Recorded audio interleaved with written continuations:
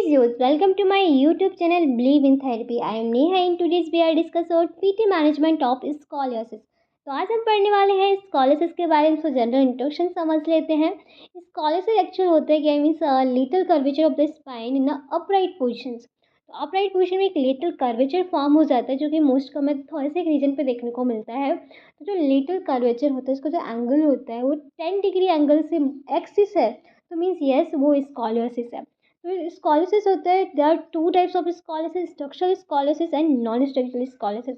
तो स्ट्रक्चरल स्कॉलिसिस जो होता है इसके 90% केसेस जो देखने को मिलते हैं वो इडियोपैथिक होते हैं। तो स्ट्रक्चरल स्कॉलिसिस जो कर्व होता है वो फिक्स रहता है एंड नॉन फ्लेक्सिबल होता है।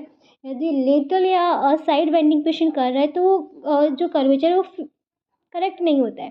पर जो नॉन स्ट्रक्चरल स्कॉलिसिस होता है मोस्ट कॉमन उसमें क्या देखने को मिलता है कि वो फ्लेक्सिबल होता है कर्व, और उसे हम करेक्ट कर सकते हैं। यदि साइड बेंडिंग कर रहा है पेशेंट, फॉरवर्ड बेंडिंग हो रहा है, साइड बेंडिंग हो रहा है, तो जो कर्वेचर है वो करेक्ट हो जाता है। तो ये क्यों देखने को मिलता है? ये एक टाइप का कंपेंसेटरी मैकेनिज्म होता है, जैसे लैगलन डिस्क्रिपेंसी हो गया या फ्लेक्शन फिक्स डिफॉर्मिटी है, एक्यूट लंबर डिस्क डिजीज है, प्रोलैप्स डिस्क है। तो इन सारे रीजन्स की वजह से कभी कभी क्या होता है कि नॉन स्ट्रक्चरल स्कॉलिसिस फॉर्म हो जाता है, कर्व फॉर्म हो जाता है, वो भी पेशेंट के पोस्चरल डिफॉर्मिटी की वजह से। पोस्चरल को वो पुअर पोस्चर कर लेता है, पुअर पोस्चर हैबिट होने की वजह से पोस्चरल स्कॉलिसिस हो जाता है। तो मोस्ट कॉमन टाइप जो है वो पोस्चरल स्कॉलिसिस, नॉन स्ट्रक्चरल में पोस्चरल स्कॉलिसिस है, एंड स्ट्रक्चरल स्कॉलिसिस में मोस्ट कॉमन इडियोपैथिक स्कॉलियोसिस होता है। So now discussing to scoliosis goals and PT management according to the patient.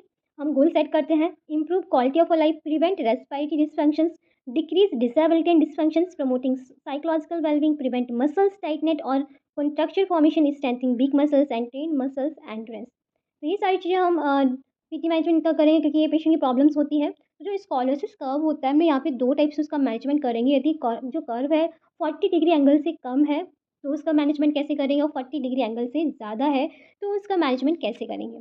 तो इसके लिए हम कुछ कर्व को एग्जामिन करने के लिए हम कुछ टेस्ट भी करते हैं, जैसे कॉप्स मेथड हो गया, नेज एंड मोर मेथड हो गया, रीजर साइन हो गया, रिब एंगल ऑफ मेथड हो गया। तो ये हम क्या करते हैं, पेशेंट को जब असिस्ट करते हैं तो हम उसमें असिस्टमेंट डायग्नोस करने के लिए हेल्पफुल होते हैं टेस्ट कि कितने एंगल का कर्व है। तो जनरली जो एक्सेप्टेड होता है गाइडलाइंस एक है कि कर्व यदि 20 डिग्री से कम है तो वहाँ पे हो सकता है कि वो 6 मंथ के अराउंड वो सही हो सकता है। यदि कर्व है जो मोर देन 20 डिग्री है तो वो 3 to 4 मंथ में ऑर्थोटिक डिवाइस का यूज़ करके हम उसे ट्रीट कर सकते हैं। एंड जब हमारा कर्व है 30 to 40 डिग्री एंगल से ज़्यादा है तो हमें वहाँ पे सर्जरी की नीड होती है, ट्रीटमेंट की रिक्वायरमेंट होती है। तो हम यहाँ समझ रहे हैं लेस देन 40 डिग्री से कम का है तो यस यहाँ पे हम फिजियोथेरेपी से ऑर्थोटिक ब्रेस से यहाँ पे हम करेक्ट कर सकते हैं। तो फर्स्ट हम यहाँ पे क्या करेंगे, स्टार्टिंग फेज में ट्रैक्शन का यूज़ करेंगे जो कि पैसिव मेथड होता है। तो अनइक्वल ट्रैक्शन यूज़ करेंगे जो कि बेस्ट वे है। Provide this instruct to the patient hang from suspension with one hand से हम सस्पेंड कर देंगे। तो ये हमारा बहुत ज़्यादा ट्रैक्शन ये हेल्पफुल होता है passively method. Next is axial traction जो कि 40 डिग्री से कम के स्कॉलिसिस में काम करता है।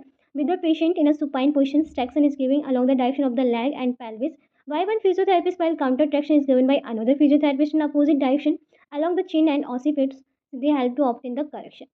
इसमें क्या होता है, दो फिजियोथेरेपिस्ट होते हैं, एक ट्रैक्शन देता है, एक काउंटर ट्रैक्शन देता है। तो इससे क्या होता है, इसमें भी हम एक्सियल ट्रैक्शन है सस्पेंड करते हैं पेशेंट की बॉडी को, और जो काउंटर ट्रैक्शन देते हैं वो ऑसिपिट और चिन पे देते हैं जिससे कि हमारा जो पोस्चर करेक्शन हो सके। नेक्स्ट है प्रॉपर हेल्थ एजुकेशन। और क्या कर सकते हैं, हम ऑर्थोटिक मैनेजमेंट कर सकते हैं। ऑर्थोटिक मैनेजमेंट में हम क्या करते हैं, जैसे इमेच्योर पर्सन है means mild to moderate curve है। इमेच्योर पर्सन का मतलब 10 to 15 ईयर्स ओल्ड है, उसके लिए मिलवॉक ब्रेस है, वॉस्टन ब्रेस है, Risser and buckle cast, localiser cast. तो ये सारे जो ब्रेस हैं इनका हम यूज़ करते हैं पोस्चर को करेक्ट करने के लिए, क्योंकि स्टार्टिंग फेज में जो ऑर्थोटिक डिवाइस यूज़ करते हैं उससे जो पोस्चर है वो करेक्ट हो सकता है। Are use and 20 degree level is consider still for bracing. Various orthotic are use such as case in cervical scoliosis, जैसे कि हेलो ब्रेस है, 4 पोस्टर सर्वाइकल कॉलर है, ये यूज़ करते हैं हम जब सर्वाइकल स्कॉलिसिस होता है। तो ये कुछ हमारी ब्रेसेस हैं, जैसे कि ये हो गया हमारा मिलवॉक ब्रेस, ये हमारा वेस्टर्न ब्रेस है, और ये हमारा रीजन टर्न ब्रेस है। तो ये जो ब्रेस है ये हम यूज़ करते हैं पोस्चर को करेक्ट करने के लिए स्टार्टिंग फेज में, जब कम हमारा कर्वेचर जो होता है उसका कर्वेचर कम होता है means less than 40 degree. Then क्या कर सकते हैं, अपर थोरेसिक स्कॉलिसिस के लिए आप क्या करेंगे, और लोअर थोरेसिक स्कॉलिसिस के लिए क्या करेंगे। तो अपर थोरेसिक स्कॉलिसिस है तो मिलवॉक ब्रेस का यूज़ करेंगे, ये मोस्ट कॉमन ऑर्थोसिस है जो कि स्कॉलिसिस को प्रिवेंट करता है। लोअर थोरेक्स के लिए आप वेस्टर्न ब्रेस का यूज़ करेंगे। एंड जितनी सारी ब्रेसेस होती है वो क्या करती है, स्ट्रेचिंग इफेक्ट देती है और जो अदर और कर्व बढ़ने को प्रोग्रेशन को कम करती है। Must be wear both in day and night.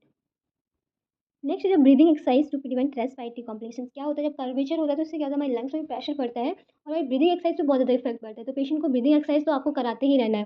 Breathing exercise क्या करेगी हमारे जितनी सारी रेस्पिरेटरी कॉम्प्लिकेशन है उनके प्रिवेंट करेगी। Severity of the curvature can cause pressure on Airways and lungs. Patient will experience trouble while breathing. Patient बहुत breathing process में बहुत ज़्यादा पेशेंट को प्रॉब्लम होती है। तो इसलिए हमें रेस्पिरेटरी कॉम्प्लिकेशंस को प्रिवेंट करना है। डायफ्रैग्मेटिक ब्रीदिंग करानी है, relax and deep breathing to improve lung volume and the thoracic mobility.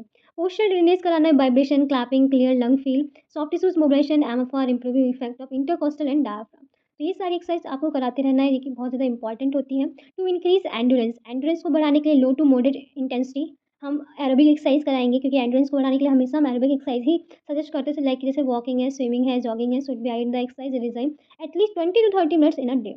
This will increase lung capacity, blood circulation, and endurance of our muscles. Next is next is stretching of tight muscles. जितनी सारी tight muscles होती हैं, जैसे कि हमारे thoracic reason की जो muscles हो गई, हमारे थाई रीजन की मसल्स हैं, एब्डोमिनल मसल्स हैं, तो ये सारी मसल्स क्या होती है धीरे धीरे टाइट हो जाती हैं पोस्ट डिफॉर्मिटी की वजह से, पोस्चरल डिफॉर्मिटी की वजह से, फॉल्टी पोस्चर की वजह से। तो उन मसल्स को हमें स्ट्रेचिंग करानी है और उनकी रेंज ऑफ मोशन को इंक्रीज करना है इस जॉइंट की। There will be tightness in hamstring, gluteus muscles, quadriceps, calf, lumborum and rectus spine, trapezius, multifidus and latissimus muscle होता है। तो ये सारी मसल्स को हमें स्ट्रेचिंग करानी है। कौन कौन सी एक्सरसाइज कराएंगे? कैट एंड कैमल एक्सरसाइज कराएंगे, नी सिटिंग एक्सरसाइज कराएंगे, प्रेयर स्ट्रेच कराएंगे, push chest toward floor and reach forward as a possible. Next जो लोअर ट्रंक रोटेशन एक्सरसाइज करेंगे in crook lying position, rotate knee from left then to right. तो ये सारी exercise जो है बहुत इंपॉर्टेंट एक्सरसाइज है। आप यहाँ पे कुछ देख सकते हैं, ब्रीदिंग एक्सरसाइज है हमारी, सुपरमैन एक्सरसाइज भी बोलते हैं इसे, one arm reach exercise, sprint stance arm raise exercise, upward and downward dog exercise, and जैसे यहाँ पे कैट कैमल एक्सरसाइज भी होती है। Next is a core stability exercise करानी है, stabilization of trunk, low back and trunk exercise, soft tissues mobilization, MET करानी है, मसल्स एनर्जी टेक्निक, मैनिपुलेशन कराना है, S I and lumbar manipulation. तो ये एक्सरसाइज आप यहाँ पे देख सकते हैं कि स्ट्रेचिंग एक्सरसाइजेस हैं जो कि हमारे जॉइंट की रेंज ऑफ मोशन को इंक्रीज करती हैं। जो भी जितनी सारी मसल्स हैं जो टाइट हो गई हैं उनके लिए ये बहुत हेल्पफुल होती है। नेक्स्ट कौन कौन से और एक्सरसाइज करा सकते हैं? हैंगिंग एक्सरसाइज है। हैंगिंग एक्टिविटीज़ में क्या होगा, कुछ देर के लिए हमें जो बॉर है उसे होल्ड करके रखना है, जिससे कि हमारी सारी मसल्स है वो स्ट्रेच हो सके। होल्ड रखना है 10 to 30 सेकंड के लिए 2 to 3 times of day. Sail exercise करानी होती है। सेल एक्सरसाइज में क्या होता है, जो हमारे कर्वेचर है, लेटरल कर्वेचर है, उसे करेक्ट करने के लिए कुछ एक्सरसाइज होती है जो कि हम पोल के साथ हेल्प से करते हैं। यहाँ पे आप डायग्राम से पहले देख लेते हैं फिर समझें। तो ये जो हमारे पोल से हम एक्सरसाइज करते हैं, ये हमारे कर्व को करेक्ट करने के लिए एक्सरसाइज होती है। तो ये इन्हें बोलते हैं हम सेल एक्सरसाइज, जो कि स्पेशली हमारे स्कॉलरशिप के लिए ही डिज़ाइन की होती है। Sail exercise very effective for stretching and help to elongate thoracic cavity. Patient stand on a half foam roller with two poles and perform activity stabilizations of the big concave side with breathing exercise for expanding rib cage. तो ये जो exercise है जो यहाँ पे आप बता रहे हैं, ये वाली जो तो इस एक्सरसाइज के बारे में यहाँ पे डिस्कस करें तो आप यहाँ पे ध्यान से देख लीजिएगा। ये एक्सरसाइज जो है वो बहुत इंपॉर्टेंट होती है कर्व को करेक्ट करने की। नेक्स्ट कुछ स्ट्रेंथनिंग एक्सरसाइज हैं जो कि मसल्स को स्ट्रेंथ करती है। कौन कौन सी मसल्स हो गई, जैसे हमारी स्पाइन की एक्सटेंशन फ्लेक्शन मसल्स हो गई, pelvic टिल्टिंग मसल्स हो गई, एब्डोमिनल मसल्स हो गई, तो इनको स्ट्रेंथिंग प्रोवाइड करनी होती है। pelvic tilting exercise patient crook lying and then tilt pelvis posteriorly, repeat 8 times per session। pelvic tilting exercise करानी है। स्पाइन एक्सटेंशन एक्सरसाइज करानी है जो कि हमारी बैक एक्सटेंसर मसल्स को स्ट्रॉन्ग करती है, स्ट्रेंथ डेवलप करती है। एब्डोमिनल स्ट्रेंथिंग करानी like vertical in supine position, supine line and Superman pose है, क्रंच है, प्लैंक एक्सरसाइज है। तो ये सारी जो एक्सरसाइज है हमारी स्ट्रेंथ को डेवलप करती है। कोर एक्सरसाइज है, प्रोन एसएलआर कराना है, it will strength lower back, abdominal leg muscles and later progress the weight. Breathing exercise है, स्कैपुलर रिट्रैक्टर है जिसमें कि हमें शोल्डर को स्क्वीज करना है, Swiss ball and with a shoulder abduct 90 degree, side plank है, side bending with a weight. Next is a balance training. तो ये स्ट्रेंथिंग ट्रेनिंग है, स्ट्रेंथिंग एक्सरसाइज है, वो बहुत ज़्यादा इंपॉर्टेंट होती है। ये हमारी स्पाइन के लिए तो जितनी सारी मसल्स जो उसमें इन्वॉल्व हो रही होती है, धीरे क्या होती है ब्रेक हो जाती है, तो उन्हें स्ट्रॉन्ग करना बहुत ज़्यादा इंपॉर्टेंट होता है। तो next is a balance training. Balance training में क्या है, स्टैटिक बैलेंस ट्रेनिंग कराएंगे, उसके बाद प्रोग्रेशन करा देंगे एंड उसके बाद डायनेमिक बैलेंस ट्रेनिंग। तो स्टैटिक बैलेंस ट्रेनिंग में single leg standing, tandem leg standing, sit to stand, progression from eyes open to close. Patient को पहले आइज ओपन के साथ करानी है, देन धीरे धीरे आई क्लोज के साथ बैलेंसिंग एक्सरसाइज करानी है। स्टेबल टू अनस्टेबल सर्फेसेस, पहले स्टेबल पे करानी है, फिर अनस्टेबल पे, and support to unsupported, okay, and then adding perturbation where the same. Dynamic balance training, reaching activities करानी, tandem walking, side walking, back walking, cross walking. ये तो हमारी बैलेंस ट्रेनिंग हो गई। अब हम समझते हैं मैनेजमेंट। यदि स्ट्रक्चरल स्कॉलरशिप में कर्व ग्रेटर देन 40 डिग्री, यदि 40 डिग्री से ज़्यादा अधिक कर्व है, लेटरल कर्वेचर है, तो हम कैसे पीटी मैनेजमेंट करेंगे? तो यहाँ पे तो हमें नीड है फिजियोथेरेपी, सॉरी सर्जरी की। यहाँ पे तो सर्जरी होनी है। अब आफ्टर सर्जरी हमें क्या एक्सरसाइज करानी है वो यहाँ पे समझेंगे। आफ्टर सर्जरी फिजियोथेरेपी मेजर जो हम during physio post operative phase होता है उसमें हमें क्या कराना होता है, एक्सरसाइज तो हमारी सारी वही रहेंगी, लेटर स्टेज में रहेंगी, बट स्टार्टिंग स्टेज में क्या रहेंगी, during the 1 to 4 days after surgery. तो हमें जो विगोरस चेस्ट फिजियोथेरेपी इंप्रूव करेगी हमारी वाइटल कैपेसिटी को, to prevent pressure on the back patient is turn on the side every 2 hours. पीछे का जो प्रेशर है कमरा है, इसलिए पेशेंट को साइड टू साइड बेंड होने रहना है। एक्टिव रेंज ऑफ मोशन कराना है up to the pain limit for the shoulder and ankle joint muscles. Passive movement कराना है to the lower limbs to relieve pain and stiffness. By the end of the fourth ray full range active and patient movement in the hip and knee joint are carried on. After 4 days क्या कराना है, getting out of the bed method, patient को उठ के बोलना है, सिखाना है कि कैसे उठना है पेशेंट को। Taught to the patient reverse climb down technique, reverse climb down, जैसे हम लोग अभी तक स्टेयर क्लाइम करते थे, अब रिवर्स चलाना है। Patient is leg roll to the prone positions, prone kneeling, getting down slowly from the foot end of the bed and climbing up to bed is done in the reverse manner. Sitting while sitting in the on the chair, patient is provided back rest in the lumbar region. For sitting on the bed, patient is instructed to the roll the side, on the edge of the bed with hanging, and initially sitting times should not exceed 15 minutes. Okay, patient को 15 minute से ज़्यादा patient को नहीं बैठना है। Standing initially patient क्या need support की रहेगी, standing as he has difficulty to maintain the balance, unsupporting sitting should be preferred standing. Walking is initiated in the paddle wall once the patient is able to maintain the balance while standing. In the later stage, patient may provide can or elbow crutches for ambulations. अब ऐसे समझते कुछ जो additional major रहेंगे, तो वो क्या क्या रहेंगे अकॉर्डिंग टू द मीन्स किस टाइप का प्रॉब्लम है। फॉर 1 लेवल एंटीरियर फ्यूजन हुआ है तो हम क्या कराएंगे, पेशेंट को सजेस्ट करेंगे पॉप जैकेट या कॉर्सेट का 3 मंथ के लिए, एंड देन उसके बाद आइसोमेट्रिक कराएंगे बैक मसल्स के, and after 3 month back exercise are starting begin.